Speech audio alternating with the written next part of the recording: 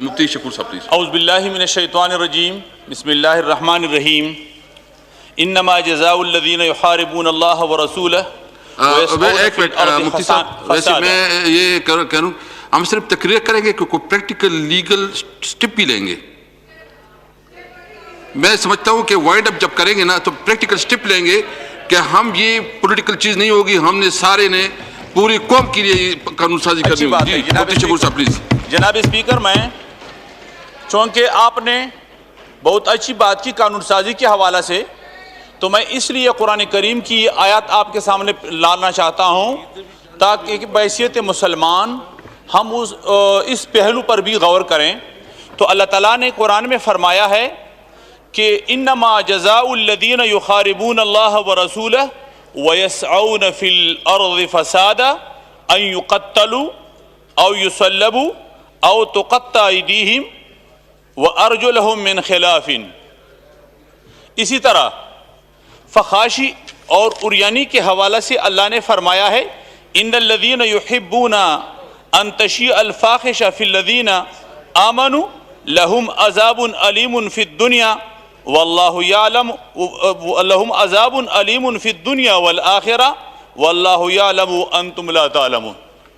جناب اسپیکر، بہت بڑا سانحہ ہوا، ہم مذمت کرتے ہیں، اس میں کوئی شک نہیں، اور ہے قابل مذمت. ہمارے پارلیمانی قائد جناب حسن محمود صاحب نے مذہبی امور کمیٹی میں بھی اس میں قرارداد مذمت پاس کرائی ہے، اور اس کے علاوہ شاہد اختر علی صاحبہ نے بھی قرارداد مذمت اس حوالے سے 11 تاریخ کو یہاں جمع کی ہے. تو ہم مذمت تو کرتے ہیں، اور آئے روز اس قسم کی واقعات کی اس ایوان میں ہم مذمت کرتے ہیں. میں جناب اسپیکر صاحب سیاسی ایک منٹ مفتی صاحب، میں صرف ہاؤس سے پوچھنا چاہتا ہوں کیا یہ ڈسکشن ہم کل کے لیے لے جائیں؟ کل لے جائیں؟ اگر ہاؤس ایگری کرتی ہے تو کل کا پرائیویٹ ممبر ڈے ختم کر کے کل بھی ہم یہ ٹاپک چلائیں گے تاکہ میکسیمم ہمارے ایم ایل ایز بول رہے اس پہ. ٹھیک ہے جی، اچھی بات ہے جی جناب اسپیکر، بالکل یہ اچھی بات ہے. میں یہ کہنا چاہتا ہوں کہ اس پر بالکل ڈیبیٹ مکمل طریقے سے ہونی چاہیے، مکمل قانون سازی بھی ہونی چاہیے، جو سکم ہو جس طرح آپ نے فرمایا اس کو دور کرنا چاہیے. لیکن میرے خیال میں ان تمام ساتھیوں کو بھی چاہیے، آپ کو ذرا ان کا توجہ، میں آپ کا بھی چاہتا ہوں، ان ساتھیوں کا بھی. میں سیاسی سکورنگ نہیں کرنا چاہتا جناب اسپیکر صاحب، میں سیاسی سکورنگ نہیں کرنا چاہتا. یہ ایک تسلسل ہے، اور صرف اس حکومت میں نہیں، ہمارے نظام میں سکم بھی ہے. ہمارے حکومتیں اس حوالے سے دباؤ کے شکار میں آتے ہیں، دباؤ کے شکار ہو جاتے ہیں. اس طرح کے بہت سے واقعات ہیں. ہمارے لکی مروت میں پیزو میں ایک واقعہ ہوا، اس میں ایک لڑکے کو شہید بھی کیا، ان کو بے عزت بھی کیا، اور اس کا مجرم ضمانت پر اب رہا بھی ہو گیا. صرف سائیوال کا واقعہ جو ساتھی نوٹس میں لا دے، اس طرح نہیں ہے کہ اس میں ہمارے حکومت جو ہے اس حوالے سے سہولت کار بن چکا ہے. اس طرح کے واقعات میں ہم ہمیشہ شریعت کو بھی پھر میدان میں لاتے ہیں، اور شریعت کو ہم اس حوالے سے لاتے ہیں کہ قانون سے لوگوں کو چھڑاتے ہیں اور قانون سے پہلوتئی اختیار کرتے ہیں. Order in house please, order آپ لوگ ادھر کھڑے ہیں جی، پلیز آپ تشریف رکھیں. اس طرح بہت بار ہوا. ہمارے عدالتی نظام میں اس طرح سکم ہے، وہ کبھی دباؤ کے شکار ہو جاتے ہیں، کبھی سفارشوں کے شکار ہو جاتے ہیں، کبھی لیبرلزم اور سیکولرزم کی. بعض ہمارے ساتھی بھی اس طرح ڈنڈورا پیٹتے ہیں، ہم لبرل ہیں، کوئی کہتے ہیں ہم سیکولر ہیں. 1000 بار آپ ہو، لیکن یہ پاکستان ایک اسلامی ریاست ہے. اسلامی ریاست میں ہم اگر اسلام کی بات کرتے ہیں تو ہم میرے خیال میں حق بجانب ہیں. اس ایوان میں بعض لوگ بہانہ بناتے ہیں، دیکھو کہتے ہیں کہ عورت بغیر محرم کے سفر کرتے ہیں تو اس طرح کے واقعات پیش آئیں گے. بالکل اس میں کوئی شک نہیں، اسلام میں ہے کہ عورت محرم کے ساتھ رہیں، اس میں شک نہیں. لیکن یہ بہانہ بنا کر پھر عورتوں کو تحفظ نہ دینا، یہ ظلم ہے. اس طرح اسلام میں ہے وَقَرْنَ فِي بُيُوتِكُنَّ، اسلام میں ہے کہ وہ حیا میں رہیں، پردہ داری ان کی ہمارا بھی فرض ہے. قرآن میں اللہ نے مرد کو بھی اس طرح کہا ہے کہ اپنے نظروں کو جھکاؤ اور ان کے عزت اور ناموس کا خیال رکھو عورتوں کا. قرآن نے یہ سورۃ نور اس سے بری پڑی ہے. تو قرآن میں دونوں قسم کی تعلیمات ہے. اس طرح اس میں کوئی شک نہیں کہ عورت کے لیے ضروری ہے کہ قرآن اور سنت کی تعلیمات پر عمل کرے, لیکن اس سے اس حکومت کی ذمہ داری, ریاست کی ذمہ داری کم نہیں ہوتی. اس سے وہ مبرر پھر نہیں ہوتے کہ وہ قانون کو عملی جامہ نہ پہنائے. ہمارے دوسرے ساتھیوں نے کہا قوانین ہے, قوانین پر عمل نہیں ہے. دیکھو پچھلے حکومت میں بھی اس طرح ہوا ہے. وزیر اعظم صاحب چیف ایگزیکٹو ہوتا ہے, نواز شریف صاحب چیف ایگزیکٹو ہوتے ہیں. میرے خیال میں نے سنا ہے کہ ایک واقعے میں انہوں نے سر عام پانسی دیا تھا. یہاں ہمارے کولیگ موجود ہے. پچھلے زمانے میں اس طرح ہوا ہے وزیر اعظم نواز شریف کے زمانے میں.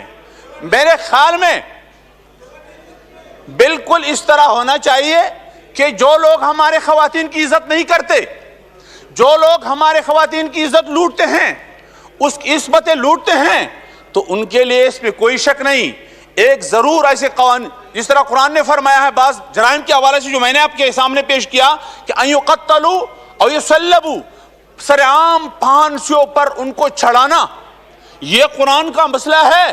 یہ حدود جتنے بھی ہے, جو آپ خود سمجھتے ہیں ایک مذہبی شخصیت ہے, آپ جناب اسپیکر صاحب آپ جانتے ہیں اس حوالے سے کہ حدود کا جو نظام ہے وہ سر عام ہوتا ہے, اور وہ اس لیے ہوتا ہے. سورۃ نور میں زنا کے حوالے سے کیوں کر کہا ہے کہ بالکل برسر عام ان کو کوڑے لگاؤ. رجم کا اس حوالے سے جو قانون ہے وہ سر عام ہوتا ہے, رسول اللہ صلی اللہ علیہ وسلم کے زمانے میں انہوں نے دیا تھا. تو اگر اس قسم کے قوانین ہم بنائیں کہ اس سے ہمارے خواتین کی, ہمارے بچوں اور بچیوں کی عزتیں محفوظ ہو جاتے ہیں, تو اس میں بالکل دیر نہیں کرنا چاہیے, اس پہ دیر نہیں کرنی چاہیے.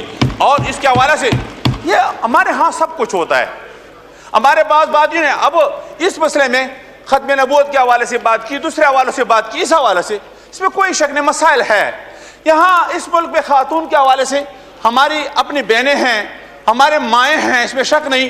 رسول اللہ کی عزت بھی محفوظ نہیں. آپ کو پتہ ہے امریکہ سے کینیڈا سے دجال آتے ہیں اور کہتے ہیں میں پیغمبر ہوں, اور جب ان کو کوئی سزا دیتا ہے, حالانکہ قانون موجود ہے, قانون پر عمل نہیں. میں یہ بات کر رہا ہوں قانون پر عمل نہیں ہوتا. 1500 مقدمات اس حوالے سے درج ہے پاکستان میں, یہاں عمل نہیں ہے. 10-15 سال سے, صرف نہیں ہے آج نہیں, 10-15 سال سے ان پر کوئی عمل نہیں. اگر کوئی آتا ہے وہ کہتے ہیں قانون ہاتھ میں لیا. تو قانون پاکستان جج کیوں کر اس پر عمل نہیں کراتے؟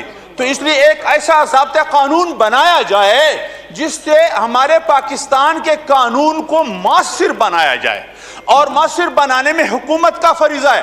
ریاست ذمہ دار, اس میں کوئی شک نہیں, سیاست نہیں ہے. ذمہ دار حزب اختلاف والے کیا کہیں گے؟ وہ تو صرف مسئلے کو اجاگر کریں گے, وہ تو صرف آپ کو نوٹس میں لانا چاہتے ہیں. ہم یہ عمل کون کرائیں گے؟